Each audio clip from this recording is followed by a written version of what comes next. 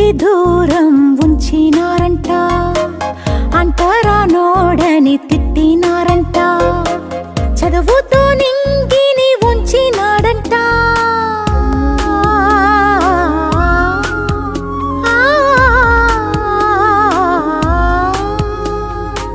చదువుతో నింగిని ఉంచినాడంట, జాతి కోసమే ప్రాణమిస్తానన్నాడు, జాతి జీవమై వెలిగిపోతూ ఉన్నాడు. మనువును మట్టిలో కలిపినవాడు, యుగానికొక్కడు నిజమైనోడు, తరాల చరితను మార్చినవాడు భీమ్ రావైరా.